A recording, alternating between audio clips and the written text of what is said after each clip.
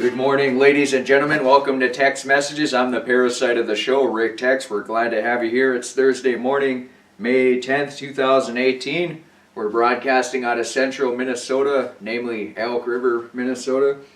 Well, see, the zip code is 55330. So the township is Otsego, but if you were to type it into Google, then it would be Elk River. Sometimes that causes a bit of confusion. For example, if I'm trying to sell something on Craigslist and I tell people it's Otsego, then they'll say they can't find it. And then I'll give them the zip code and they'll say, oh, it's Elk River. So, it does cause a bit of unnecessary confusion. So, I will vacillate between calling it Otsego and Elk River. I mean, Elk River is more fun to say and it sounds better. So, I mean, Otsego, it doesn't even sound like a name, or you can't correlate it with anything. But if you hear Elk River, it gives you a good idea that there might be a river. It's probably elks, and maybe there might be elks in a river. So it's a bit more descriptive than just Otsego. Because when you hear Otsego, it doesn't. You basically don't correlate it with anything. It's just a nothing name with no relevance. So yeah, I mean, plus Tony DiNucci's pro wrestling is based out of Elk River, so it's nice to make that, it's nice to have a fellow entertainer in the vicinity, I guess you could say. So, yeah, I mean, maybe you could say Elk River is the central Minnesota entertainment capital, or the entertainment capital of Wright County, whatever the case may be. Speaking of Wright County, ladies and gentlemen, this is the time of the year where if you're beginning your garden and your soil isn't the greatest, what you can do is you can go to either county compost sites or city compost sites, and well, obviously you can go there to drop off garbage if you got land, or if you got a bunch of sticks that you want to just get off your yard, then you can do that. But I would recommend keeping all organic material and allowing it to break down and work back into your soil. But if you really insist on throwing sticks away, then yeah, use your city or county compost sites. And I see some of the neighbors around here, they got those green garbage-like looking containers, and then they put leaves and sticks and branches and all that in there. So that probably works too. I mean, yeah, you might have to pay for it, which seems kind of silly because you're actually paying to get rid of energy. Generally, you pay to get energy. So if you're paying to get energy and then you're paying to get rid of the energy, you're kind of getting hit with a 1-2 punch there. But getting back, so if you got an outdoor garden, basically any type of compost that you can get, any type of black dirt you can get, is gonna make your garden great again. And out here, for example, it's very clay. It dries off. If it rains and then the sun comes out, the topsoil is basically grayed after a couple hours. So it dries out pretty quick, and it's important to keep up with applying rainwater to it, especially in summertime if it doesn't rain for a couple days or maybe up to a week or two. But one thing you can do is you can introduce, there's a few options. There's of course animal manure, and then there's compost that you can get from these city or compost sites. You basically go there. Some of them, they might have a front loader and load it up for you, but if you don't want to be a panty wipe, just grab a spade or a shovel and just shovel in the dirt yourself and then take off. It's pretty, it's usually pretty lightweight, so you can pretty much fill up the whole box of the pickup and then not have to worry about bottoming out or anything like that. Now, if you're getting wet, heavy dirt, you might only be able to fill like a quarter of the box up before it gets to the half-ton weight rating that the pickup can handle. So it is very important to keep that in mind, ladies and gentlemen. You don't want to destroy equipment just to transfer dirt around. That's kind of a hassle. But the compost that you get from the city or county, now yeah, it could have some bad stuff in it, but for the most part, the good should outweigh the bad. Now if it has like human feces that these big cities are giving away to farmers, that's probably something you'd want to avoid. And when you hear about E. coli in the lettuce, well, E. coli does not naturally occur in lettuce, so it's coming from some other type of material, which is probably fecal matter, whether it's from humans, pigs, cows, whatever the case may be. So that's what they're using as fertilizer to grow that lettuce.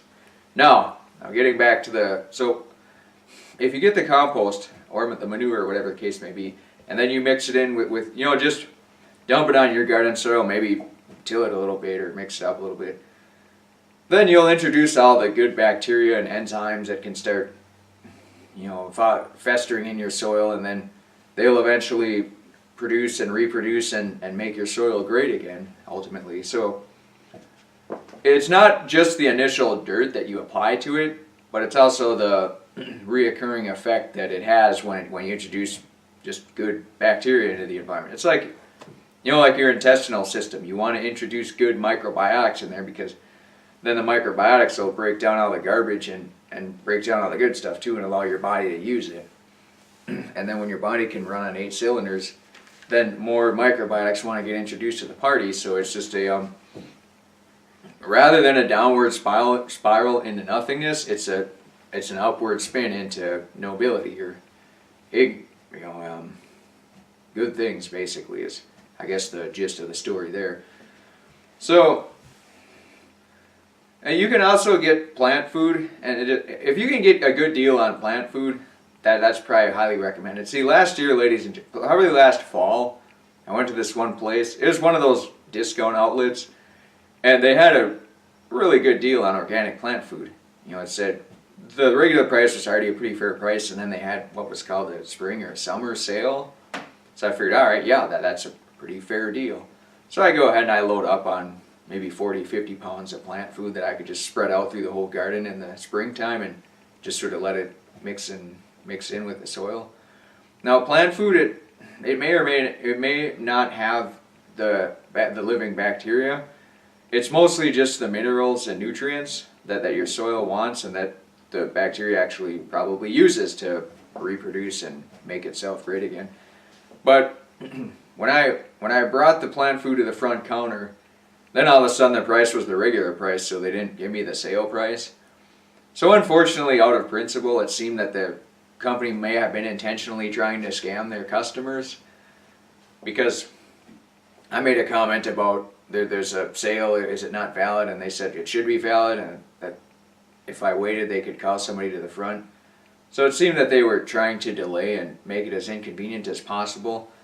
It almost looked like they had a multi-step process into place to say, okay, first we try to scam the customer by charging them more and hoping they don't recognize. Then if they do recognize, we do some delay tactics so that they may just say, okay, we'll just pay the regular price. And then after that, I decided to leave the facilities without purchasing the organic plant food. So I wasn't sure what their steps were after that, but maybe I should have stuck around just to find out. See, if I was doing this talk show at the time for educational purposes, I would have probably stuck through the process to the bitter end. And in all reality, they probably would have sold me the plant food. But at that point, I was just disappointed that a company would engage in these type of practices, knowing that they probably were trying to scam customers. Now, if it was an honest mistake, which I don't believe it was, then yeah, I would have probably been more than happy, and waiting slightly to get the fair price that they set on the shelves and everything. But I mean, I just had a really bad gut feeling that this was their just standard modus operandi. So it was important to act out of principle and to not basically support their business in any capacity. And unfortunately, as a human, you lose out too. But when you stand by moral principles, there's no monetary or materialistic gain that stands above that. So, I mean, if I have to sacrifice objects or things on a morally sound principle, it's absolutely worth it. And does that mean I should brag about it to everyone, which is basically exactly what I'm doing now? Not necessarily. But as long as you feel good about the decision and you feel like you're making your communities great again and yourself great again, then you made the right choice, ladies and gentlemen. Alright, so get your garden started, because we should be having, usually by Memorial Day. Now, if you look in the week-long forecast, now today it looks like it's going to be about mid-60s, great day to mow the lawn. But if you look at the week-long forecast, there are a few overnights where it's dipping into the low 30s. So you absolutely do not want to put any leafy plants outside, especially infant plants, embryonic nascent plants. Because if they get a little bit of frost on, they're dead. So, it's a good idea to bring your starter plants outside. Now is probably about the right time of the year where you can bring your indoor starter plants outside during the day, leave them in some shade, and then just bring them back in at night. The other important thing is to make sure to keep them away from animals, chickens mostly. So basically I just got something set up. There's a deck out front, maybe like 10 by 10 foot or something. So then, you just put a fence around the stairs so the chickens can't get up there, but there's another cat that likes to sleep up by the front door for some reason. So he can still get up there, but the chickens can't. So if you get chickens near plants, they don't really understand the value of them, so they'll just chew up the leaves, and then you got a big mess of trouble there. So it's a good idea to keep those precautions in mind. And then when you do finally transplant the starter plants to the garden, just to make sure there's a fence around it. Around here we get a lot of deer. I have to put a fence around all the cherry trees, the pear trees, the plum trees, the apple trees. Otherwise the deer will chew them up, and that's not a desirable outcome. So it's important to put a fence around the garden to keep the rabbits out and to keep the chickens out. Because chickens, they don't really understand the importance of waiting to... See, they don't know that if they wait a month or two to allow lettuce to grow, that they'll have about 30 times as much leaves to eat as they did when they chewed off the leaves when the lettuce was in its infant stage, and then the lettuce doesn't grow at all. Animals don't really understand that because they're always surrounded by constant vegetation, and they're not farmers, they're just scavengers and hunter-gatherers. So they're just going to eat whatever they see, and they know that the way nature works, it grows stuff during spring, summer, and fall. So there's always going to be something to eat. It's just getting variety. If they see some new plants, hey, give that a shot. Introduce some more micronutrients to their digestive system. It's great to have animals eating various food items, but for the most part, you don't want to have them eat, brand new lettuce leaves, and then you don't get to grow any big lettuce later on. So that's definitely something you want to avoid. If you can avoid that, it gives you better opportunity of making your gardens great again. So there are a few animals that are good. Like if you had a small dog, would probably keep rabbits and things of that nature out of your yard, or gophers, just things that'll cause a ruckus.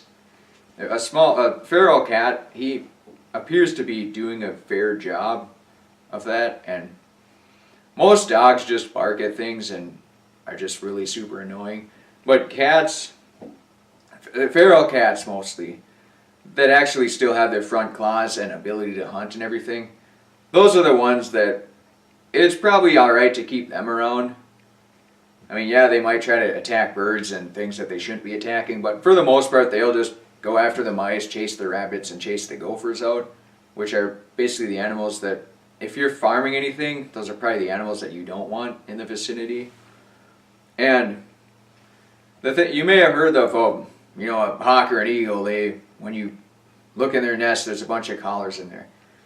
So feral cats and feral animals in general, hawks and eagles might go after them, but if a hawk and an eagle, if they see an artifact around an animal's neck, like a collar, it's pretty much open season that the animal is completely defenseless and that they can attack it and they're not going to feel any ramifications. Now, if they come across a feral cat without the collar, they're a bit more apprehensive because they know that the feral cat can and is more than happy to defend himself or herself. So they're less apt to attack a feral animal than an animal with the artifact on it. That's clearly illustrating that it's domesticated.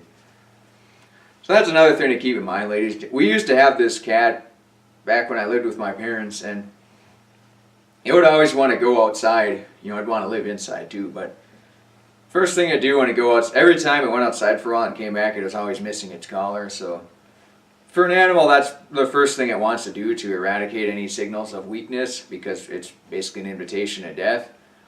I mean, it'd be like me walking through maybe a rough neighborhood with $100 bills in my hand. Yeah, I'm probably going to get my ass kicked, and there's going to be some collateral damage as well, and then I'm probably going to lose $100. Whereas if I walk through a tough neighborhood with $100 in my pocket, they might be a little bit more reserved in attacking or assaulting or trying to mug me and things like that. So that's why it's important to, if you do have an animal that goes outside a lot, probably to not have a collar on it. Otherwise, it's, just an invitation to get killed and stuff. And yeah, I suppose some animals will wander into other people's yards and everything, and most neighbors are pretty sensible, and they're not going to get all weird and try to call the Humane Society and have the animal euthanized, because it's pretty obvious if a cat is domesticated. I mean, a feral cat, even a feral cat that's friendly and likes certain people, if it sees somebody it doesn't like, it'll keep its distance. And like a dog, for example, they're probably, every once in a while you get these mangy dogs or werewolves or coyotes and things like that, and they usually come out at night. So anytime you see a dog walking around during the day, it probably belongs to somebody somewhere. Unless it's some big city where rabid dogs just run around all hours of the day and night, then you're on your own there as far as the judgment goes. But for the most part, if you see these domestic dogs, cats, they probably belong to somebody, even if they don't have a collar. So, I mean, putting a collar on an animal is basically inviting doom for it, because aerial predators are pretty serious business. I mean, bald eagles, they used to, maybe they weren't quite classified as extinct animals, but they were certainly on the decline for a while, and now they're pretty much everywhere. I mean, we're about probably 2 miles from the river here, and then there's a lot of farmland and some wooded areas. So bald eagles like to hang out there, and generally speaking, they try to avoid neighborhoods, but if their neighborhood's close to a river, then you'll see them around there. But for example, around here, there's a pocket of a residential area where, people are going to have their dogs and cats and everything, but the eagles and hawks will generally try to avoid it because, people are probably the most dangerous predators to even an aerial predator. So if they can hunt mice and rabbits and raccoons out in the middle of nowhere, they're going to prefer that over, hunting them in some residential area where they could get hot lead pumped into them if they try to pick up somebody's cat or something like that. Now, when you're next to a river, there's a lot, there's fish and everything, and there's a lot more creatures that hang out by the water, so there's just a lot more for eagles and hawks to catch there, which is generally why they hang out, why that's their preferred hangout spot. So, in conclusion, you don't want to put you don't want to invite your pets to death by throwing collars on them, and it's good to introduce compost and or manure and plant food to your garden this time of the year, then maybe till it up a little bit, and then by Memorial Day, when it's not going to get above freezing overnight, then you're ready to stick your starter plants out there. So that being said, ladies and gentlemen, we're coming up to a break here. Pretty soon we're going to start Good Times Balls Deep. The host of the show is he's satisfying sponsors right now to provide him with the necessary funding to, I don't know if he wants a new studio or a insanely expensive camera or microphone or maybe a better computing system. But it's just good to have funds for any necessary equipment that you may need to run a quality show. Now obviously this show you don't need a whole lot. The insanely expensive camera, a pulpit, some paint for this screen, this laptop that's like 15 years old, and then another computer with a terabyte of hard drive space so that I can put all the episodes on and not really have to worry about running out of space. Sometime in the near future I probably will need an external hard drive, but not anytime soon. So, Good Times Balls Deep. He wants to have, he's going to have a lot of other hosts with him too. Guest hosts, you could call them. They'll just all make St. Cloud great again and bring mundane topics to light that are extremely important. So, that being said, ladies and gentlemen, you're listening to Text Messages. We'll be back in 4 minutes.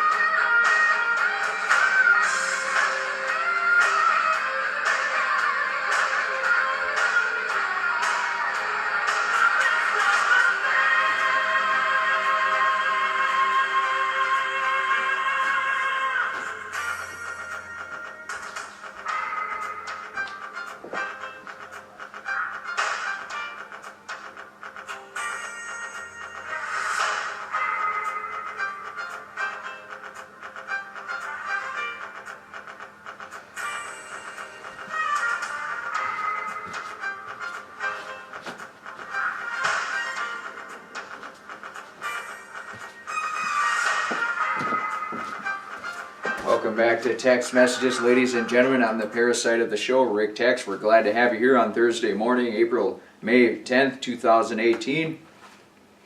Yeah, just looks like it's about mid-60s outside. Sun is shining. Good day to bring the starter plants outside. Looks like about a third of them may not make it though, so that's a little disheartening. See, they have when you buy dirt, you can buy just regular dirt from the store, or you can buy seed starter mix.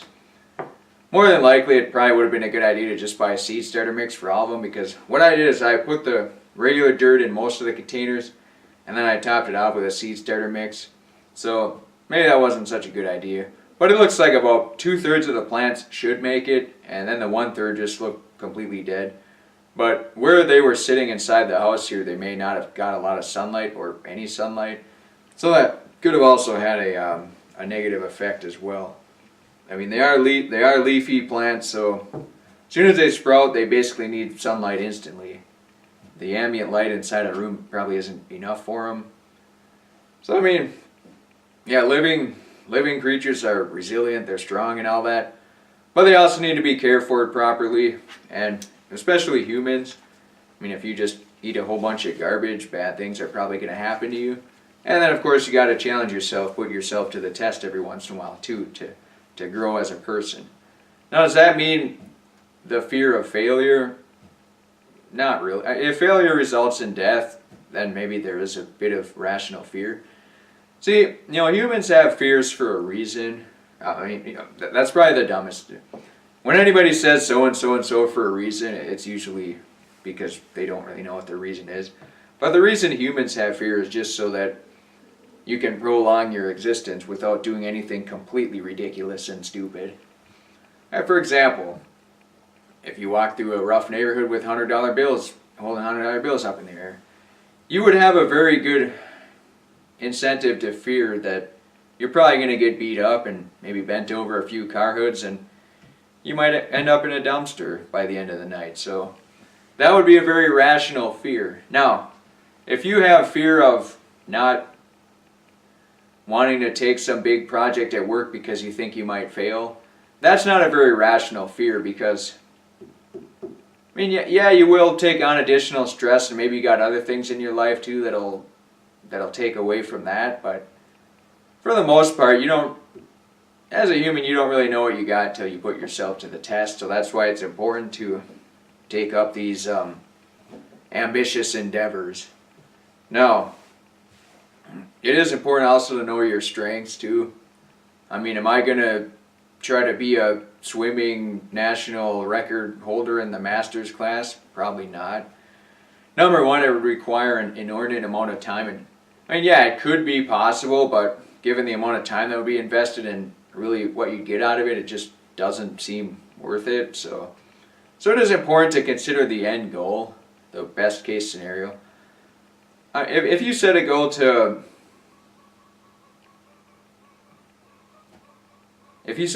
build your own personal electric car, you can think, well, all right, so the end goal is you got some cool electric car that you can use all the time. You're probably going to need to do a lot of maintenance on it, so it's a good thing to keep that in mind too. But it's just a really fun thing to put all the work and effort into a vehicle that you can use every single day. Like my car, the Honda Insight. When I bought it, it was broken down, it was left to die.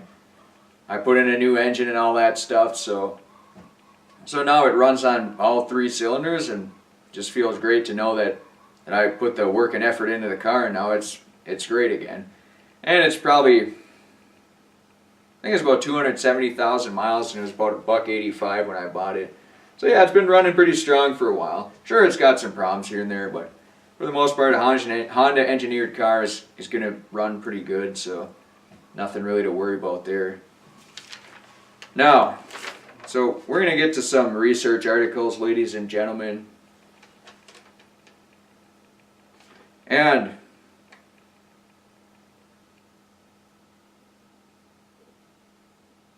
so one of the things is, alright, so there's a lot to pick from. I was looking at a lot of them yesterday. So a problem that we have in Minnesota is during winter time, the air gets more dry, because obviously water doesn't evaporate when it's below freezing. So we got a problem with dried skin, namely dandruff. And one of the ways that you can eradicate dandruff, well, there's also a few different sources. I mean, normal dryness. There could also be fungal infections or autoimmune disease.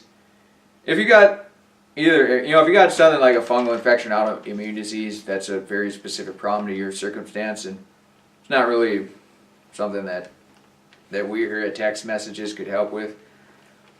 But when you buy shampoo designated for getting rid of dandruff, the active ingredient in the over-the-counter shampoo is zinc pyrithione, which is antibacterial and antifungal.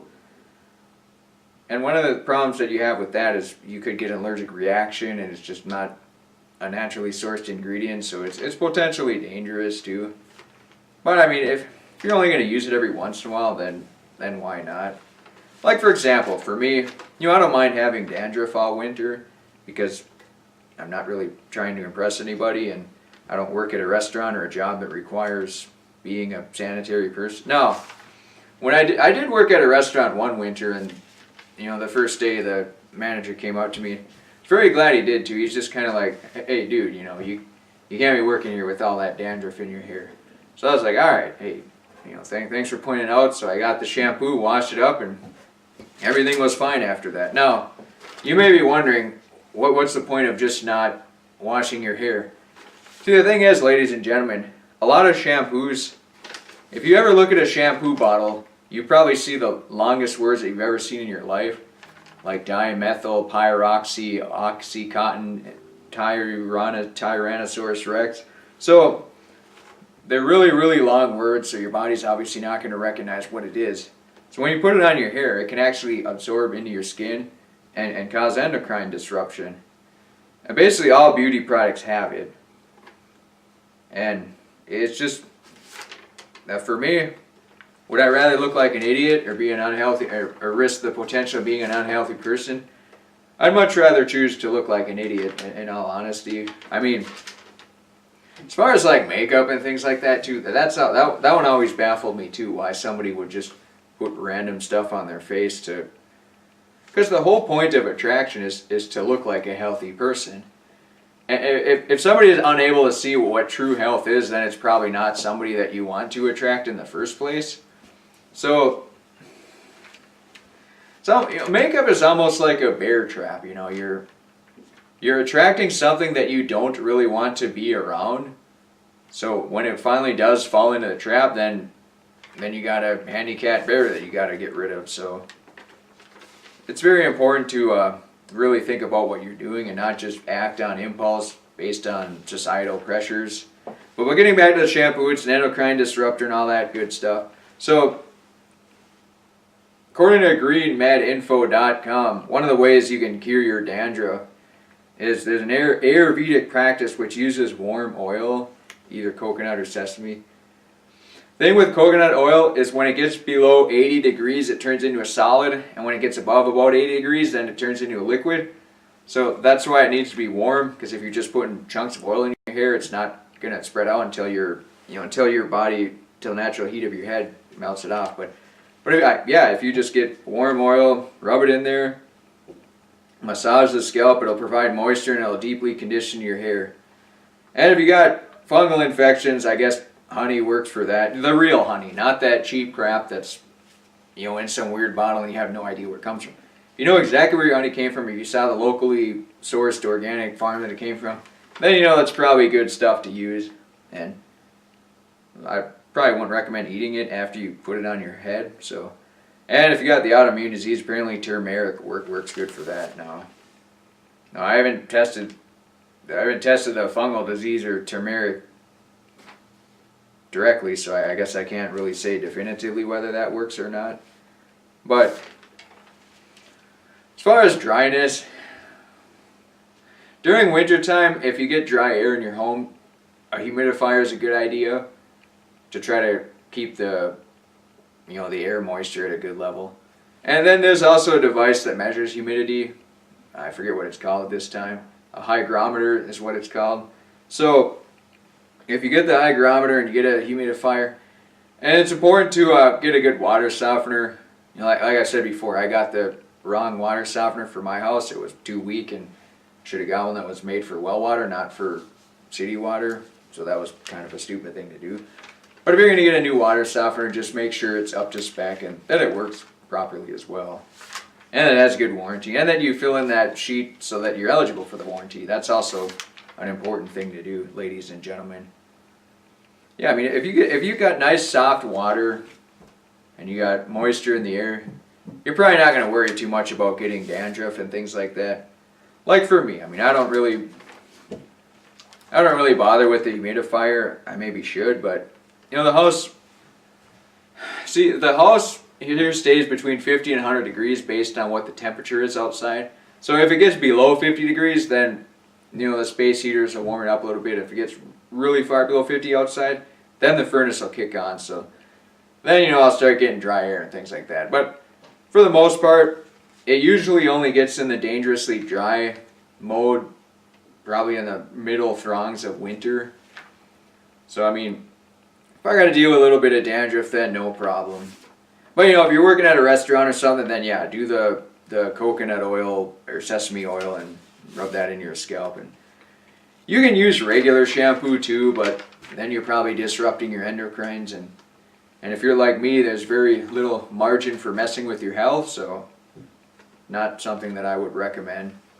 I mean, if you can't read the ingredients, your body's not going to be able to read them either and know what the hell to do with them. And there are other daily occurrences that affect hormones. Hand sanitizer triclosan alters your balance of bacteria. So what happens is it kills basically all the bacteria. And then the bad stuff that gets on your hands starts to grow and fester. So that's why antibacterial soap is not really something that most health practitioners would recommend, because people are now starting to understand that bacteria is actually very beneficial, and your body creates a lot of it too. So it's just trying to keep everything in balance, ladies and gentlemen. And antibiotics and drugs, they'll kill the microbiology in your body, so it's a good thing to avoid. And before we go to break here, another interesting tidbit: cocaine is found on 10% of people not doing it. That's basically on your hands. That's basically from handling money. And it's not a huge line of cocaine that you're going to get high off of. It's just little small traces of it that you come into contact with when you exchange money and things of that nature. So with that being said, ladies and gentlemen, we're going to have good times balls deep in the near future. The host is busy satisfying sponsorship deals right now, so he's going to get the funding. And sounds like he's looking for a new studio, which is... it's an ongoing battle. Like every day you got to work hard to make yourself great again. Even when you think you're satisfied and you've reached your initial goals, there's more new goals on the horizon. So good times, balls deep is one goal that we're looking to bring to you, the ladies and gentlemen at home. So that being said, you're listening to Text Messages. I'm the parasite of the show, Rick Tex.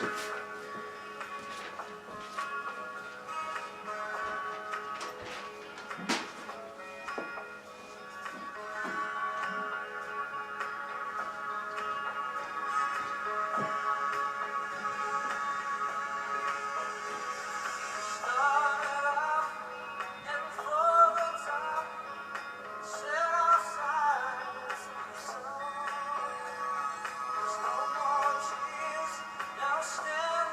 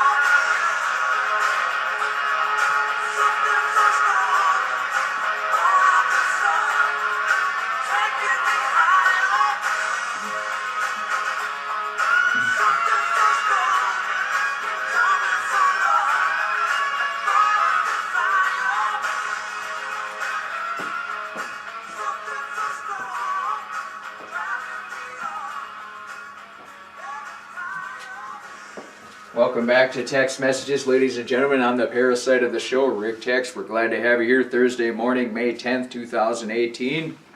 Broadcasting from central Minnesota, Elk River. We might go on the road and do some shows as well. I recently ordered a tripod for the camera, which will allow better ease in instructional videos. And it might also provide filming while driving places or being able to put visuals on the show. Now, one of the things we do have to avoid though is showing other people on the videos, because generally that's frowned upon and people don't like being on camera. And at some point I'm probably going to be associated with things that other people don't want to be associated with. So it's very important to isolate this show to just me as the face of the show. Now yeah, we're gonna have Good Times Balls Deep. It'll probably be on a different channel. So I mean, if I get banned or blacklisted or anything, then Good Times Balls Deep will still be brought to you, the ladies and gentlemen at home. So it's important to at least segregate our business or our talk shows in that regard. Rather than putting all your eggs in one basket. That's absolutely not a practice that would be prudent and wise to indulge in. And I got off the phone about an hour ago with a potential sponsor for this show. Sounds like I'll be meeting with them tomorrow afternoon, so I'm pretty pumped about that. Now, the best thing about this sponsor is that geographically they're located very close by. They're actually in Rogers, which is 5 miles down the road from here. So it's an easy sponsor to satisfy their needs for, and like the sponsor for Good Times Balls Deep. All I basically have to do is go there for 8 hours a day and then go home, and then they provide the funding for the show. So it should now you may think the additional time provided for the sponsor would require, or the quality may deteriorate, but I mean, to be honest, last night, maybe the producers will provide me with these research articles, and then I'll read over them and maybe take a few notes here and there. So there's probably about a half an hour of investment there. But otherwise, there's really not a lot of time that goes into the show. So, and certainly the quality can't really deteriorate further than it already is. So for you, the ladies and gentlemen at home, you don't really have to worry too much about the additional time for sponsor satisfaction. Because it's just important to get the proper funding and to bring the show commercial free, and maybe to upgrade the speakers or the camera or to film some other good fun stuff too. And we might be able to run some experiments as well. Maybe I'll pay off some kids at the local high school to do a 7-day fast and see if their teeth grows, or if or something. Maybe they got some weird rash that's hasn't done anything. So just maybe they could take some different types of food or anything, or to provide people a little bit of incentive to run some experiment on themselves to see if it'll make them great again, and if we can parlay that into to help you, the ladies and gentlemen at home. Now, see, the thing with most research studies is they have ulterior motives, and most of it is corporate funded, so there's always some dirty money behind the scenes. But I figured if I give some high school kid $50 to run some experiments, then obviously not dangerous ones, but I figure 50, yeah, they could lie too, but yeah, I figured it would be a good incentive to keep people employed, show them the value of dedication and the difficulty of making a buck. So the better sponsors I get for this show, then the more outlets of opportunity, and we might get some more producers or better lighting, better research teams, and there might even be someone to help me on air. But like I've said before, it's probably better for people to just not be associated with this show in any capacity, because at some point it probably will get blacklisted or banned. So, I mean, that's not to say that's what I'm trying to do, but it's just a lot of forces that control this world and society are very bad and pernicious. So, and that's who we're going to have to come after at some point, ladies and gentlemen. So that's why I'm saying, expect us to come under fire at some point. So that's why it's better off to just warn people and not be associated with the show if they can. And that's probably why we don't have guests on the show either. I don't think we ever will. Now, maybe I'll get involved with Good Times Balls Deep as a guest host at some point, but for now, those plans are in flux and ever changing and everything too. So it is important to illuminate you onto that subject, ladies and gentlemen. Now, there was an interesting article that I read last night. It's about probiotics. Now, you probably think of probiotics as, you look at the container, it's like lactobacillus, bifidum breve, and all these weird, confusing words. And about the shampoo bottle, if words are confusing, your body probably doesn't recognize them too. That may or may not hold truth with probiotics or prebiotics, but no, if you're going to get probiotics, yeah, you can get them in those pill forms and everything. InfoWars store probably has the best ones. Or Golden Health probiotics, they have some pretty decent ones too. But the thing with probiotics, they're basically just bacteria that your body enjoys and grows in your intestines and small intestine, big intestine, your colon and things like that. Most of the times you just associate probiotics with breaking down your foods, but they also help to detoxify the body. And a couple of things that they detoxify is bisphenol A. There's two types of bacterial strains, Bifidobacteria breve and Lactobacillus casei. There's some experiments done where they found in animals to reduce intestinal absorption of bisphenol A. So they noticed that there's 2.4 times more of the bisphenol A in the animal species. So rather than absorbing through the intestines, getting in your blood and going to all your organs, they would be able to eradicate them and put them in your feces and get them out of your body, which is a desirable outcome for bisphenol A. Now, bisphenol A is basically found in any kind of plastics. If you've had any dental work, like me, where basically all my teeth are ceramic, then you're going to have bisphenol A in your mouth. And the dentist claimed that there was no BPA in the ceramics that he put in my mouth, but you never know. I mean, you always just have to usually assume the worst because they don't technically. They're not testing every single plastic they get to see if it has bisphenol A or not. So any food or processed foods you get in plastic, and that's why I use glass water bottles too, so it doesn't have any of the plastic contaminants in it. You can use old olive oil bottles, old apple juice bottles, apple cider vinegar. Some of those come in glass bottles, so it's a good idea. Just if you have the option of buying something in glass or plastic, just to do the glass.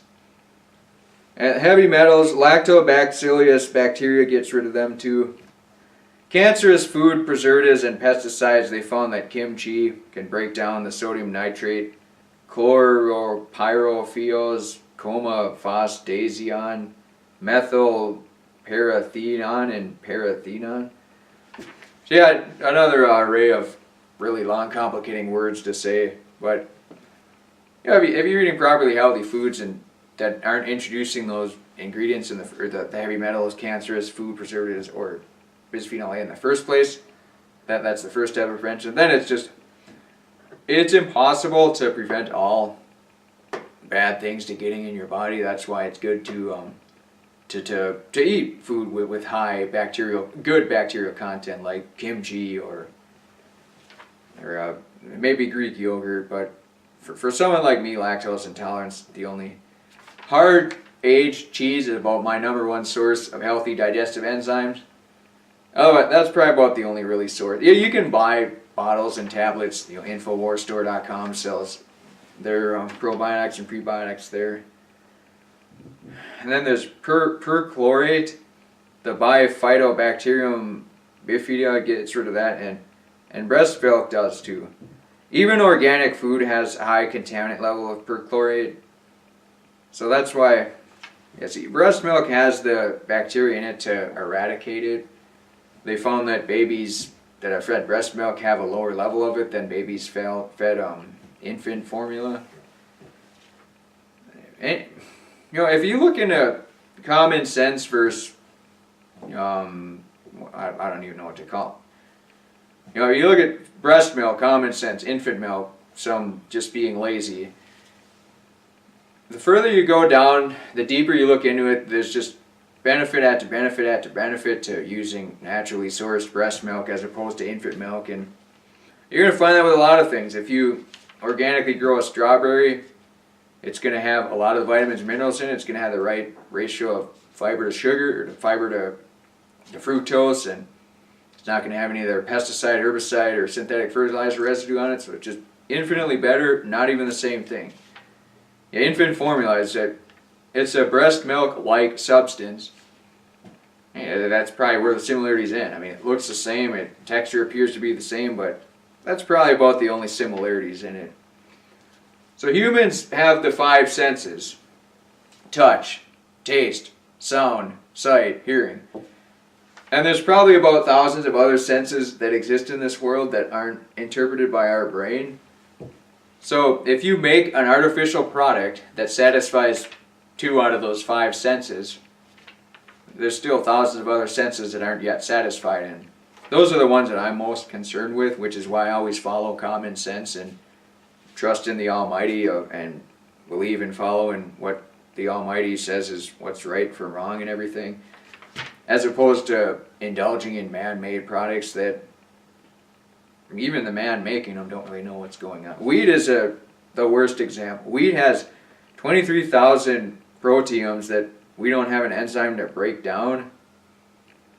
So our wheat has been so genetically modified now that pretty much anyone that eats wheat doesn't feel good about it, and just trying to make up all these diseases like celiac and immunoglobulin or something. And the fact of the matter is, wheat has been so genetically engineered that it's just not even.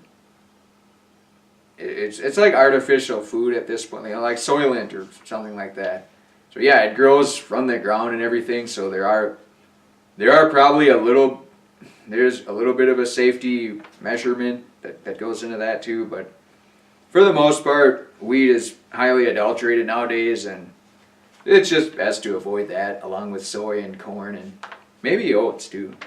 You gotta notice when I eat oatmeal, a couple of people on some forums comment about it too, that it does upset their stomach and that their digestive system doesn't feel good for sometimes up to days after that. And I don't know if I can attest to that fact, but I definitely am a little skeptical of oats in general. No, yeah, just try to get organic oats and all that good stuff. Okay, now there's one other thing too, heterocyclic aminos. Those happen when you cook meat to the point where it gets so hot that it starts to black, or starts to get black or darken. You've probably heard that arsenic and causes cancer and all that stuff too. So yeah, it can actually damage the bacteria, and the lactobacillus helps to encapsulate those particles and to get them out of your body. So yeah, that's why the probiotic supplements are praised so highly, because they appear to be able to do a lot of these things. But the reality is,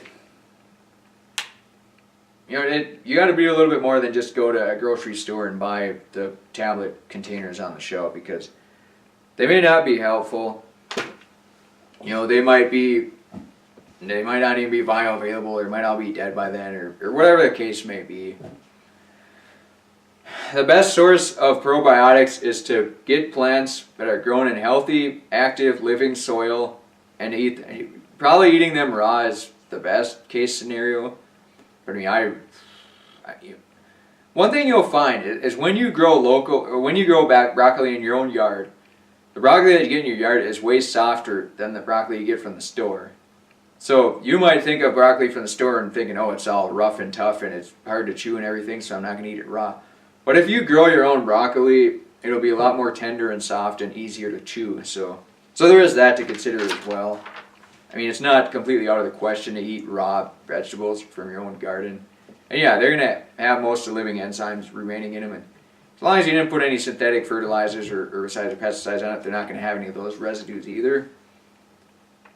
So yeah, that's probably the best thing you can do for yourself. Now, yeah, obviously, we got winter here, so you're going to have to freeze stuff over winter, and then that's probably puts most of the enzymes in a dormant state, and maybe they're probably not as effective then, maybe they're completely dead at that point. But and then you can steam food too, and steaming food apparently is a little bit better than boiling it, because when you boil it, then the water-soluble vitamins get in the water, and then they don't, unless you're drinking the water, they don't remain in the food. Whereas when you're steaming it, apparently a lot of the water-soluble vitamins will stay in the food. So yeah, apparently that's why steaming is better than boiling.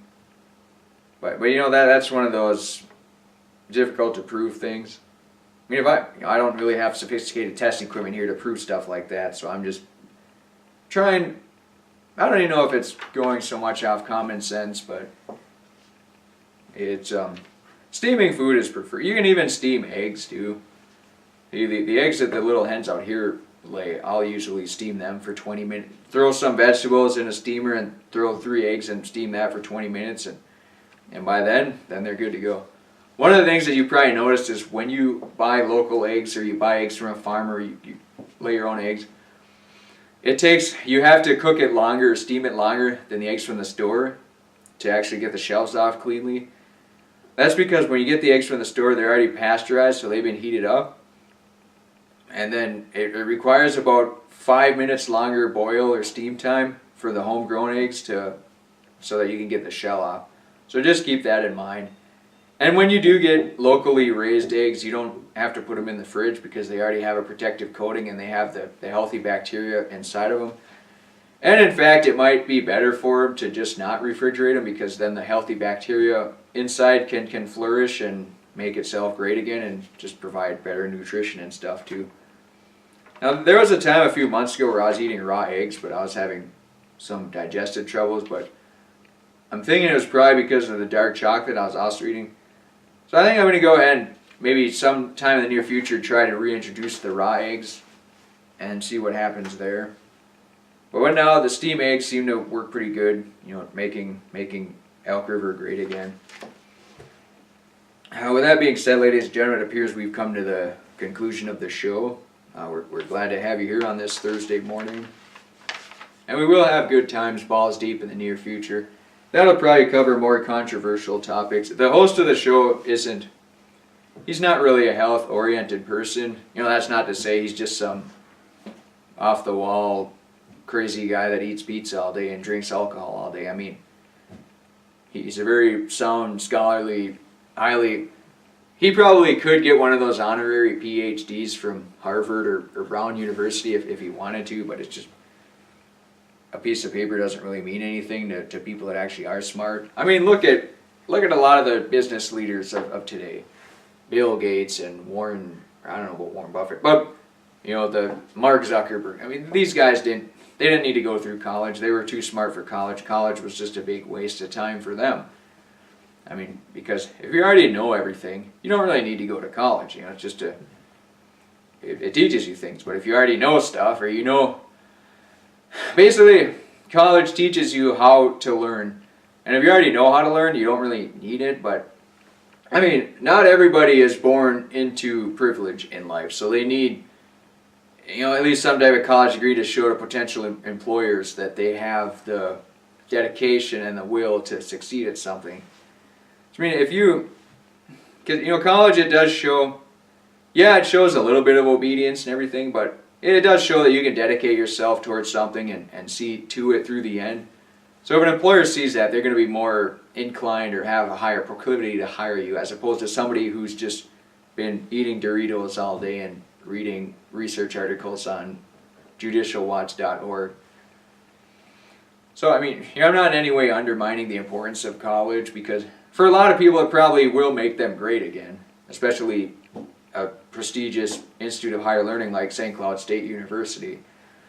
So, yeah, I mean, you know, if your parents are, you might not even have two parents, you know, maybe you're growing up in a single parent household, they don't have a lot of money, then there is that inherent expense of going to college too. So it is a little bit of a chicken and egg type thing, where if you don't have money in the first place, you sort of need to go to college to get money, but then you can't really go to college because you don't have any money. So it's, you know, life is tough, ladies and gentlemen. It's not designed to be easy, even for the greatest president of all time. Life, you know, he's challenging himself every single day. I mean, he's probably under constant death threats, and he's just trying to make America great again.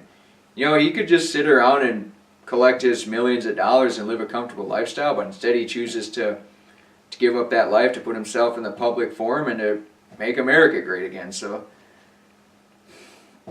yeah, it's definitely, I don't want to go so far as to say it's admirable, because there are other people of power that don't seem very admirable, and you never know what people's true motivations are. I mean, maybe he was compromised and he was forced to run as a president, or he had to meet death or something like that. So it's always hard to tell there's multi-layers to everything you see in society, ladies and gentlemen.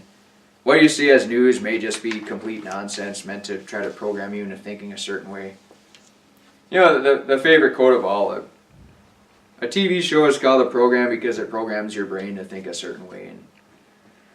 And that's why it's important to try to choose your news sources and people that encourage free, open thought and discussion, all that good stuff too.